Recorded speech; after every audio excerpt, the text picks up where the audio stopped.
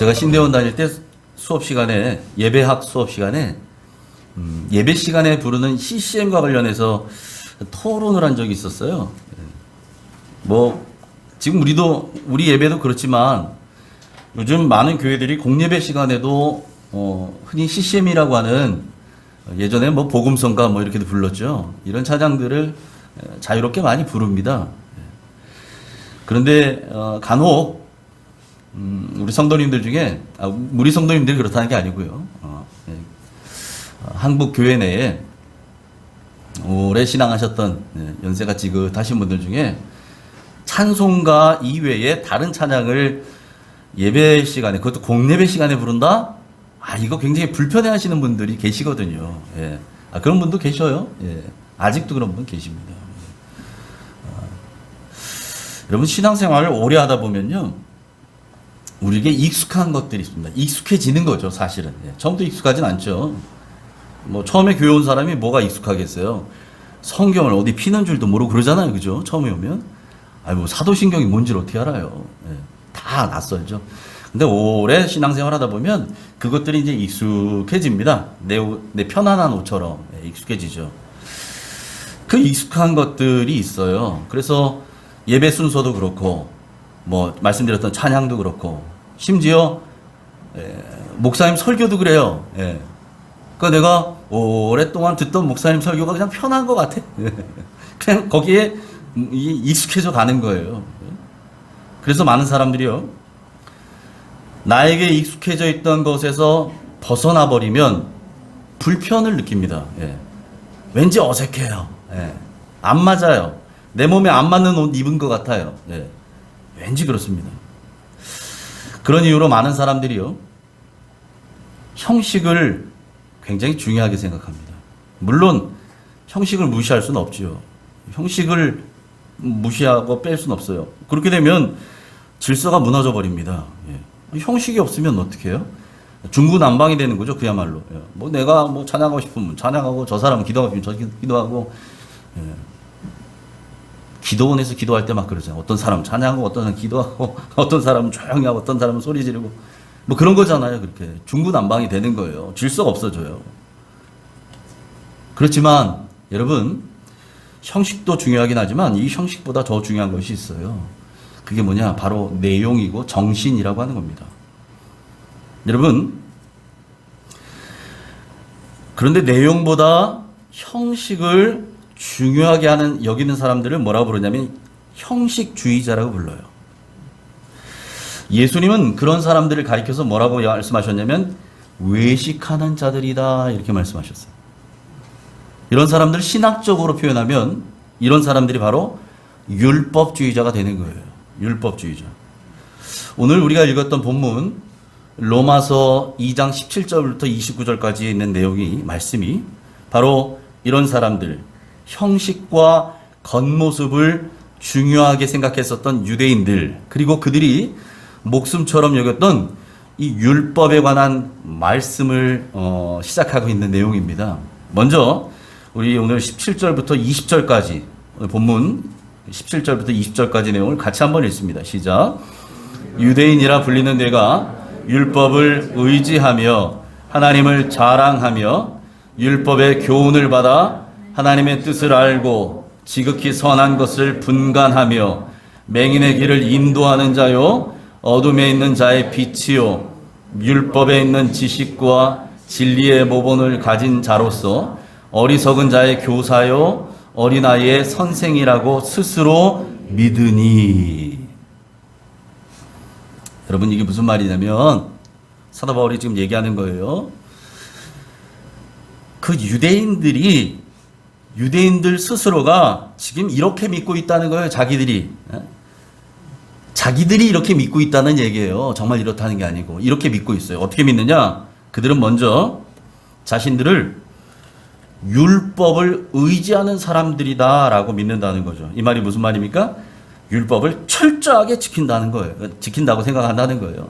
율법을 의지한다는 게 율법을 철저히 지키는 사람들이다. 우리는 달라, 이런 거죠. 그래서 여러분, 구약에 나와 있었던 율법을 이들은 613가지 조항으로 구분했어요. 쫙 구분합니다. 그래서 하라라고 명령하신 거, 하나님께서 하라라고 긍정적 명령하신 것이 248개 조항이고요. 하지 말아라 라고 하는 게 365개의 조항이에요. 예. 248 더하기 365 더하니까 613이 나와요. 이 합쳐서 율법의 조항을 613개의 조항으로 구분시켰어요. 그래서 이걸 달달달달 외워요. 이들은 외우고 다녀요. 툭 치면 툭 나와요. 예. 뭔 하면 되고 뭔 하면 안 되고 이게 달달달달 나오는 거죠. 그렇게 살았어요. 뿐만 아니라 이들은 하나님을 자랑한다는 겁니다. 이 말이 뭐냐? 하나님을 높인다는 거죠. 하나님을 얼마나 높이는지. 그래서 서기관이라는 사람들이 있어요. 서기관. 서기관이 뭐 하는 사람들이냐면 성경에 나오죠. 복음서에 서기관. 성경을 쓰는 사람들이에요. 이 사람들의 주 업무가. 지금처럼 인쇄 기술이 나와서 막 우리가 서점만 가면 성경책을 사잖아요. 예전엔 그렇지 않았죠. 사람이 일일이 다 썼습니다. 성경을 손으로. 이 성경을 쓰는 사람들이 서기관이에요. 성경을 쓰는데 성경을 쭉 필사하다 보면 여호와라고 하는 단어가 나올 거 아닙니까? 그럼 그 자리에 붓을 내려놓죠.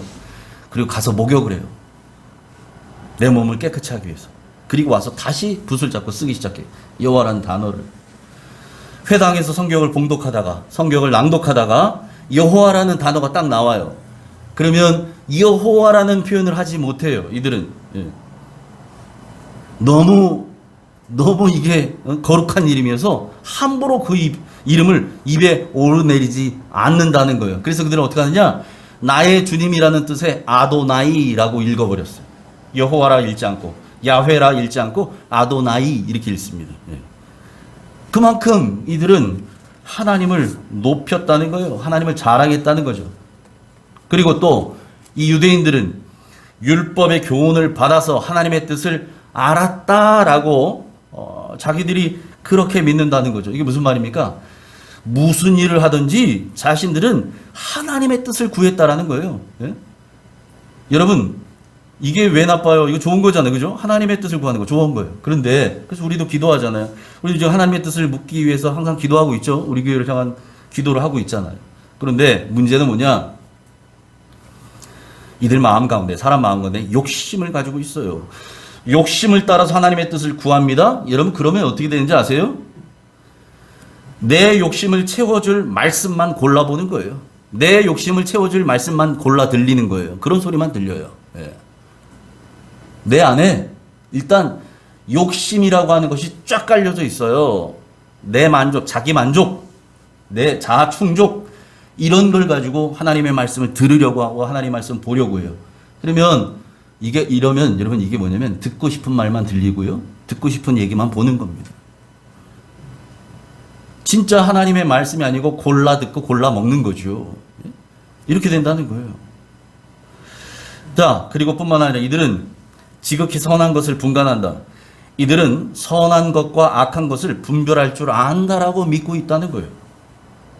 우리는 적어도 선한 것, 악한 것을 분별할 줄 아는 사람들이야. 예, 이렇게 믿었다는 거죠. 그래서 이들은 스스로가 어떻게 믿는 사람들이냐? 우리는 하나님의 말씀을 받은 자다. 하나님의 말씀을 맡은 자다. 예? 다음 시간에 보겠지만 하나님의 말씀을 맡은 자. 여러분, 율법이 누구에게 주어져요? 이스라엘에게만 주어졌잖아요. 시내산에서. 이게 뭐 가나안 부족에게 주어진 게 아니에요. 그죠? 하나님께서 수많은 열방에 있는 민족들이 있었지만 특별히 이스라엘이라고 하는 민족을 샘플링을 하시는 거예요. 샘플링. 딱 뽑으신 거라고요. 이스라엘 백성들이 하나님에게 뭔가 이쁨 받고 사랑받을 만한 자격이 있어서 그들이 선택된 민족들이 아니었어요, 여러분. 예? 아브라함도 마찬가지고요. 아무런 자격 없어요. 그런데 하나님이 일방적으로 선택해 주신 거거든요. 근데 이게 무슨 자랑이에요. 그런데 유대인들은 그런 프라이드를 가지고 있는 거예요. 우리는 하나님이 선택해 주신 백성이야. 그래서 우리는 하나님의 말씀을 우리에게 주셨어. 그러니까 우리는 말씀을 가진 자고 또 그 말씀을 가진 자로서 말씀을 가르칩니다. 어둠에 있는 자들을 빛으로 인도하는, 그래서 우리는 말씀의 선생이다라고 믿었다는 거예요. 율법을 잘 알고 있고 율법을 의지하고 율법으로 살아가는 사람들이라는 겁니다. 그러니까 이런 사람들이 얘기하면 말끝마다 하나님의 말씀이 툭툭 튀어나오죠. 성경 달달달달 외우는데요. 툭 치면 툭 나오는 거죠. 말씀으로 탁탁 나오죠. 그러니까 여러분, 다른 사람들, 남들이 보기엔 어때요? 겉으로 볼 때, 와, 역시 훌륭하셔. 역시 대단하셔. 흠잡을 데가 없어요. 완벽한 신앙인처럼 보여요. 네? 하나님을 의지하고, 하나님을 높이고, 하나님의 뜻을 구하고, 하나님의 말씀으로만 살고, 훌륭하죠. 그런데, 그런 그들의 겉모습을 한꺼풀 확 벗겨버리고 나니까 그 속에 또 다른 모습이 감추어져 있다는 사실이에요. 21절부터 24절 같이 읽습니다. 시작. 그러면 다른 사람을 가르치는 내가 내 자신은 가르치지 아니하느냐? 도둑질하지 말라 선포하는 내가 도둑질하느냐? 간음하지 말라 말하는 내가 간음하느냐? 우상을 가증히 여기는 내가 신전 물건을 도둑질하느냐? 율법을 자랑하는 내가 율법을 범함으로 하나님을 욕되게 하느냐? 기록된 바와 같이 하나님의 이름이 너희 때문에 이방인 중에서 모독을 받는도다. 아멘. 아멘. 이들은 율법으로 다른 사람들을 가르쳐요. 가르치면서 정작 자신들은 그대로 살지 않아요. 그래서 오늘 성경이 말하는 거죠. 너 자신은 가르치지 않느냐? 남만 가르치고 네 속은 왜 안 가르치냐는 거예요. 자기는 변화되지 않아요. 자기 속은 똑같아요. 그런데 단지 겉모습, 겉모양 이거 포장만 하고 다녀요.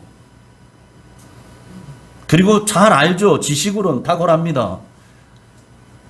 녹음기예요. 탁 누르면 따다다다다. 율법 613가지 조항이 따다다다다 나와요. 모세오경 달달달달달달 외웁니다. 너무 잘 알지요. 그런데 정작 그들의 삶은 그렇지 않다는 거예요. 그러니까 도둑질 하지 말라고 가르치면서 자기는 도둑질해요. 간음하지 말라 하면서 자기는 간음해요. 우상을 가증히 여긴다고 말하면서 정작 그 신전, 이게 하나님의 성전 말고요. 우상신전. 우상신전에 있는 물건 도둑질해서 갖다 팔아요. 왜 그랬냐? 여러분, 바알 신전, 아세라 신전에다 막 갖다 바쳐요. 뭐 바쳤으면 주인 없는 거잖아요. 뭐 갖다 팔지 뭐. 이랬다는 거예요. 이 당시 사람들이. 또 율법을 자랑합니다. 율법을 의지하고 우리는 율법대로 산다고 생각해요. 막 이 율법 말씀대로 그런 사람들이 정작 율법을 범해요. 그래서 하나님을 욕되게 하고 있다는 거죠. 그래서 결국 하나님의 이름이 바로 그들 때문에 모독을 받는다는 거예요. 겉으로는 하나님의 사람인 것처럼 치장합니다. 예? 말하는 거, 행동하는 거, 대화하는 거, 툭 치면은 말씀이 줄줄줄줄 나와요. 툭 치면. 그러니 사람들이 볼 때 깜빡 믿을 수밖에요. 자기도 속고 남도 속여요. 예? 나도 남들이 보기에 진짜 하나님의 사람인 것처럼 포장하고 남들이 보기에 하나님의 사람인 것처럼 속이고 그 속임에 나도 속아요. 나도 속아버려요. 그렇게 치장하지만 실제로는 그들이 하나님을 모독하고 있다는 거예요. 율법을 안다는 자들이, 율법대로 산다는 자들이, 율법을 가르친다는 자들이 오히려 하나님을 욕되게 하고 있었다라고 성경이 말합니다. 여러분, 그리스도인이 그리스도인답게 살지 않을 때, 하나님의 자녀가 하나님의 자녀답게 살지 않을 때 하나님의 영광이 가리우게 된다는 사실을 기억하시기 바랍니다. 여러분, 그런 자들을 향해서 우리 주님이 뭐라 표현하셨느냐? 회칠한 무덤이라고 하셨어요. 회칠한 무덤. 겉보기에는 다 색을 칠해놨어요. 예? 깔끔해 보이고. 근데 그 속에는 뭐가 있어요? 죽은 시체가 있는 무덤이에요. 회칠한 무덤. 겉보기만 화려한 사람들, 형식만 붙드는 사람들, 그런 사람들이라는 거죠. 이어서 사도 바울이 이번에는 율법과 유대인들이 붙들고 있는 그 율법과 할례에 관해서 말합니다. 여러분, 유대 남자들은요, 난지 8일 만에 할례를 받아요. 할례를. 모든 유대 남자들이. 그래서 유대인들에게 이 할례는요, 선택받은 하나님의 백성의 표식처럼 그들은 여겼어요. 그러니까 이건 그들에게 있어서 자랑거리죠. 우리는 이런 사람들이야. 우리는 하나님의 백성이야. 우리는 선택받은 사람들이라고. 우리는 구원받은 사람들이야. 이렇게 그들이 착각하고 살고 있었다는 거죠. 할례의 진정한 의미를 잃어버리고. 여러분, 할례의 진정한 의미는 나 자신이 죽을 수밖에 없는 존재라는 것을 고백하는 행위입니다. 예? 어느 날 하나님께서 아브라함에게 나타나셨어요. 그래서 아브라함에게 말씀하십니다. 그의 자손이 하늘의 별과 같이 바다의 모래와 같이 그렇게 많아질 거다. 자손의 복을 약속하셔요. 또 땅의 복을 약속하셔요. 약속의 땅. 그리고 그 약속을 말로만 끝내지 않고 그것을 가지고 언약을 맺으시는데, 하나님께서 이 언약을 맺게 하실 때 창세기 15장에 보니까 아브라함으로 하여금 짐승들을 잡게 합니다. 3년 된 암소, 또 암염소, 순양을 잡아서, 그리고 산비둘기와 집비둘기를 잡아서 반으로 쪼개라고 해요. 재물을 반으로 쪼개요. 이 절반으로 나누는 거예요. 좌우로, 대칭으로. 그래서 땅에 딱 놓습니다. 놓게 합니다. 그리고 나서 하나님께서 언약의 증표로 어떻게 하시느냐? 이 쪼개져 있는 이 재물들, 이 짐승 사이로 밤에 횃불을 지나가게 하셔요. 창세기 15장 17절만 봅니다. 같이 읽습니다. 시작. 해가 져서 어두울 때에 연기나는 화로가 보이며 타는 횃불이 쪼갠 고기 사이로 지나더라. 아멘.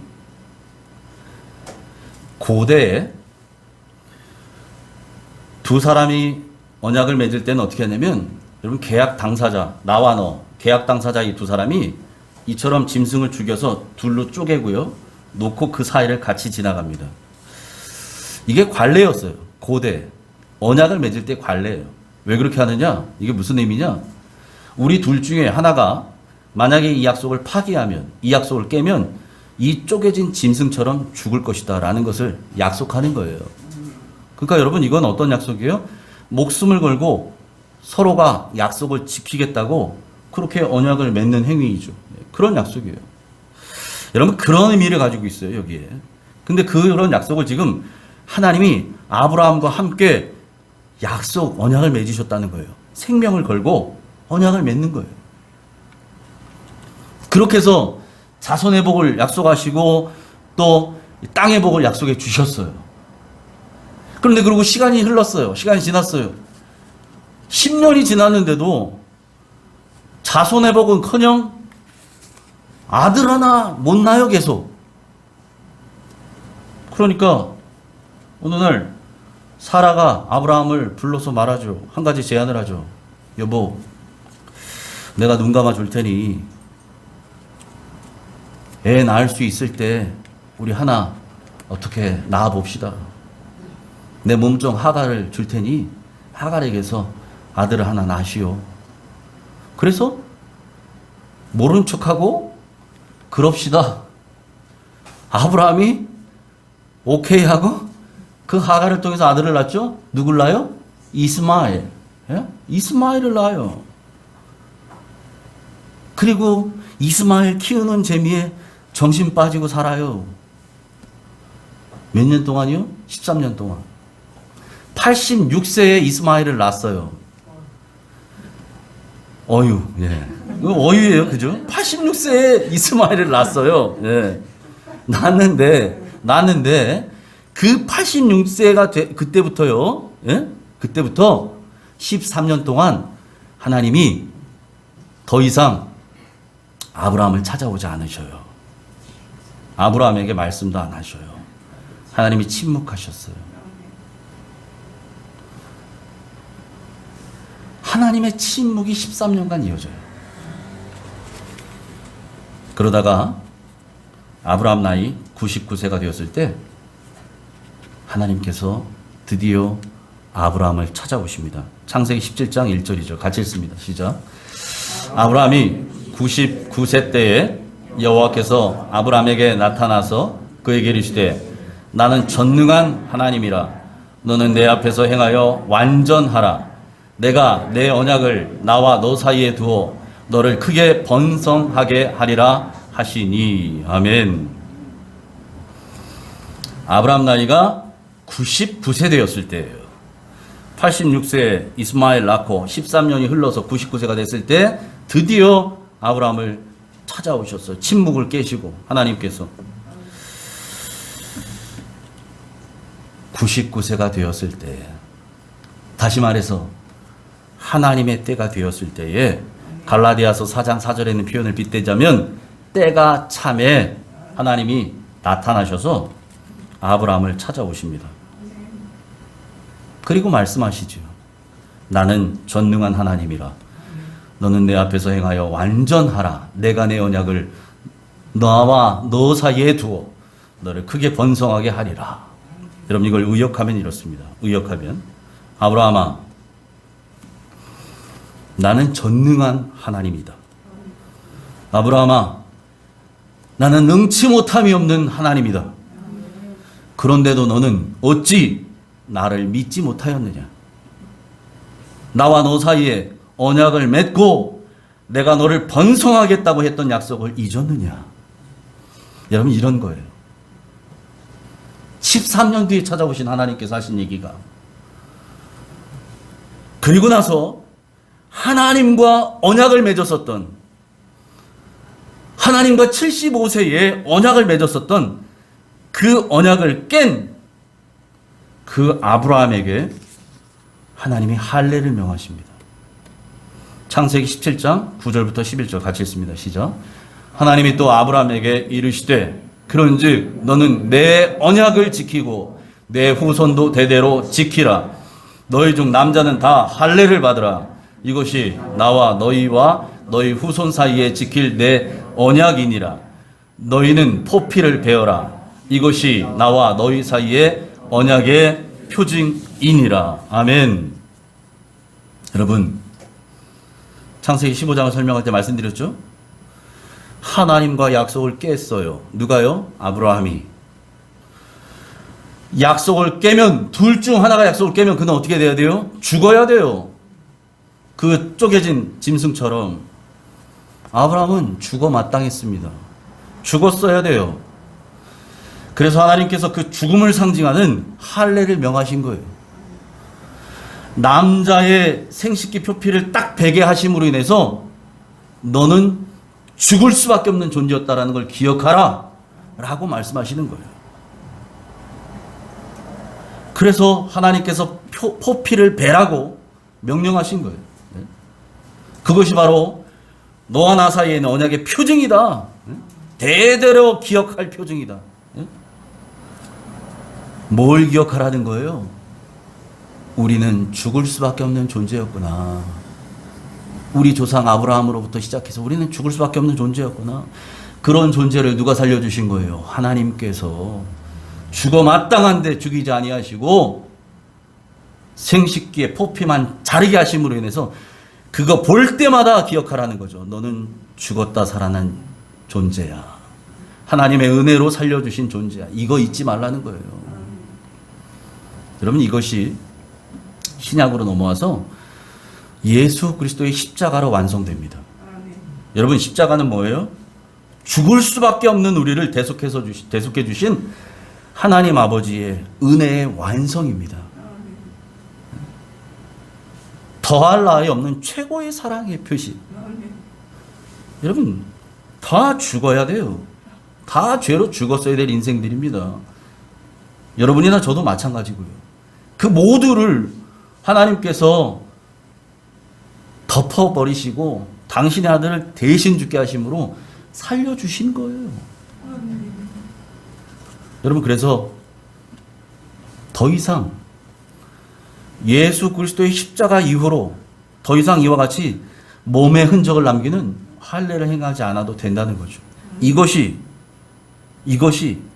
무슨 구원받은 사람들의 표식 아니라는 거예요, 이제는. 그런데도 유대인들은 어떻게 해요? 이런 할례 정신을 잃어버렸어요. 할례의 의미를 잃어버려요. 계속 세대가 변화가면서 잃어버리고 뭐만 남아요? 형식만 남았어요. 형식. 그 형식만 붙잡고 살아요. 그러니까 그들은 어떻게 생각해요?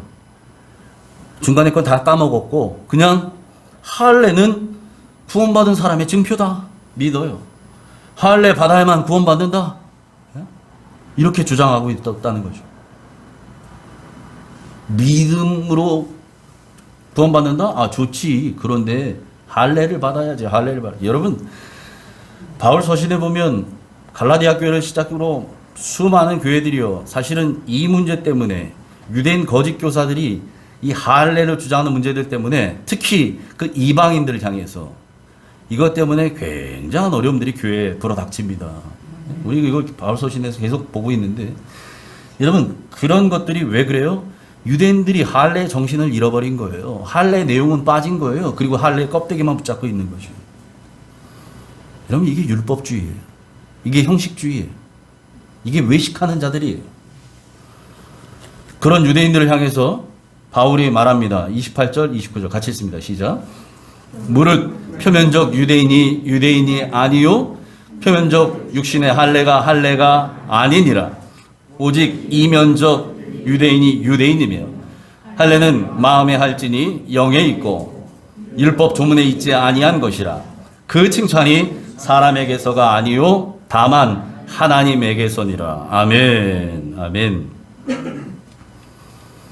표면적 유대인, 여러분, 혈통을 따라 난 이 외모로 겉보기로 유대인이 아니란 얘기예요. 이면적 유대인은 뭡니까? 29절에 나온다. 이 속이 진짜 유대인이 돼야 된다 이 말이에요. 그러니까 유대인의 겉모습만이 아니라 유대인의 정신을 가지고 있어야 진정한 유대인이 되는 거라는 말씀이죠. 할례도 그렇다는 거예요. 할례도 몸의 흔적만 가지고 있는 것, 여러분, 그게 참 할례가 아니라는 거예요. 그게 육신의 할례가, 표면적 육신의 할례가 아니라고 말하잖아요. 그럼 참 할례는 뭐냐? 성령으로 말미암아 마음에 받는 거라는 거예요. 마음에. 그런 사람이야말로 사람에게 칭찬받는 게 아니라 하나님에게 칭찬을 받는다라고 말합니다. 여러분, 할례 받은 흔적이 중요한 게 아니고요, 말씀대로 사는 게 중요합니다. 아멘. 전심으로 하나님을 섬기고 하나님의 말씀대로 순종하며 사는 사람, 그 사람이 진짜 할례자입니다. 그 사람이 진짜 할례 받는 사람이라고요. 그래서 여러분, 하나님 믿는 사람이란 어떤 사람들이냐? 교회에 다니는 사람이 아니에요. 말씀대로 사는 사람이 진짜 하나님을 믿는 사람인 줄 믿습니다. 아멘. 오늘날로 말하면 지금 이렇게 되는 거예요. 할례니 율법이니를 오늘 우리의 시각으로, 우리의 상황으로 접목하면 이거라고요. 주일이면 어김없이 와서 예배당에 앉아있는 사람이 하나님 믿는 사람이 아니고, 일주일에 여러분의 삶의 현장에서 여러분이 살아가되 욕심을 따라, 정욕을 따라, 내 생각대로, 내 습관대로 사는 게 아니고 정말 말씀대로 살아가려고 몸부림치는 사람, 이 사람이 하나님을 믿는 사람이란 말이에요. 아멘. 여러분, 그래서 사도 바울은 로마서 2장 13절에서 이렇게 우리에게 권면합니다. 같이 읽습니다. 시작. 하나님 앞에서는 율법을 듣는 자가 의인이 아니요 오직 율법을 행하는 자라야 의롭다 하심을 얻으리니. 아멘. 아멘. 하나님 앞에서는, 여러분, 사람 앞에서는 달라요. 사람 앞에서는요, 겉치장, 겉모습, 겉으로 보여지는 것, 그 사람의 보여지는 말씨, 이런 거. 그거 보고, 아유, 경건한 사람, 훌륭한 사람, 대단한 사람, 하나님의 사람. 사람은 그렇게 속을 수 있어요. 그런데 하나님 앞에서는 아니라는 거예요, 여러분. 하나님 앞에서는. 왜요? 하나님 우리의 속을 보시거든요. 우리 속을 아셔요. 겉으로 아무리 거룩이 흘러 넘치는 것 같아도요, 속이 그렇지 않은 사람. 오늘 본문에서 계속적으로 책망하고 있는 이 유대인으로 대변되어 있는 이 형식주의자들. 여러분, 그래서 율법을 듣는 자가 의인이 아니래요. 오늘날 얼마나 많은 말씀을 여러분 들을 수 있습니까? 그렇지 않아도 이제 내일부터 2주간 비대면으로 전환되면서 개교에서 영상으로 오프라인 예배가 안 되니까 온라인으로 막 송출하고 할 겁니다.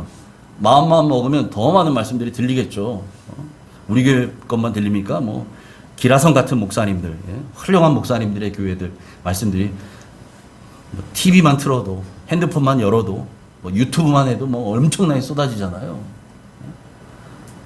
여러분, 그렇게 해서 많은 말씀 들은 사람이 의인이 아니라는 걸 기억하세요. 하루에 10시간씩 설교 들은 사람이 의인이 아닙니다, 여러분. 저도 그랬지만 은혜 받을 때는 막 말씀이 꿀송이 같아서 달아서 자꾸 듣고 싶어요. 이분 말씀도 듣고 싶고, 저분 말씀도 듣고 싶고, 저분 간증도 듣고 싶고, 저분 간증. 시간 가는 줄 모르고 저도 들었거든요. 그럴 때가 분명히 있죠. 또 그럴 때는 그렇게 채워줘야죠. 그런데 오늘 성경 분명히 말합니다. 여러분, 듣기만 하는 자가 의인이 아니에요. 어떤 자가 의인이래요? 율법을 행하는 자예요. 말씀을 삶 가운데 실천하는 사람이에요. 순종하는 사람이에요. 여러분, 그래서 저는 늘 말씀드리지만 우리 성도님들에게 설교를 통해서 또는 성경 공부를 통해서 뭘 통해서라도 여러분들이 배우시고 들으시고 깨닫게 되시는 것들이 있잖아요. 설교 이거 3, 40분 하는 걸 통해서 한 10가지 깨달으십시오. 저 이렇게 무리한 요구하고 싶지 않고요. 하나만이라도. 성령님께서요, 여러분 각자의 마음의 상태와 형편에 따라서 그 한 가지를 딱 심어주시는 게 있어요. 가장 깊이. 이런 그 말씀을 딱 붙잡고요. 그거 가지고 진짜 이거 까먹지 마시고 일주일의 삶 가운데서 내가 이걸 한번 해보는 거죠. 그렇게 한번 도전해 보세요. 그런 사람을 의롭다 하신다는 거예요. 그런 사람을. 여러분, 그래서 우리는 말씀을 들을 뿐만 아니라 들은 대로 순종하고 행하는 사람들이길 소망합니다. 아멘. 그래서 여러분, 우리의 속이요, 겉만이 아니고 우리의 내면이, 속이 그리스도로 꽉 채워진 그리스도의 사람이기를 축복합니다. 아멘. 성령으로 충만한 성령의 사람들 되기를 진심으로 소망합니다. 그래서 여러분, 겉 다르고 속 달랐던 유대인들 말고요, 겉과 속이 똑같은, 안팎이 똑같은 그리스도의 사람들로 하나님께 인정받고, 사람 말고 하나님께 인정받고 칭찬받을 수 있기를 주님의 이름으로 축원합니다. 아멘. 기도합니다. 하나님 아버지, 오늘 우리에게 말씀을 통해서 교훈하여 주시고 깨닫게 하여 주시니 감사합니다. 하나님, 이제 우리는 우리의 보여지는 모습에서 그리스도가 보이는 그리스도의 사람일 뿐만 아니라 우리의 속이 그리스도로 꽉 채워진 그리스도의 사람 되게 하여 주시옵소서. 말로만 거룩한 사람이 아니라 정말 우리의 내면이 성령으로 충만하게 채워진 성령의 사람 되게 하여 주시옵소서.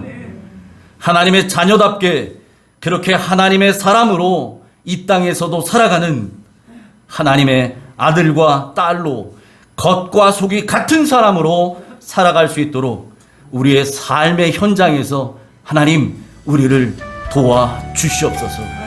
예수님 이름으로 간절히 기도하옵나이다. 아멘.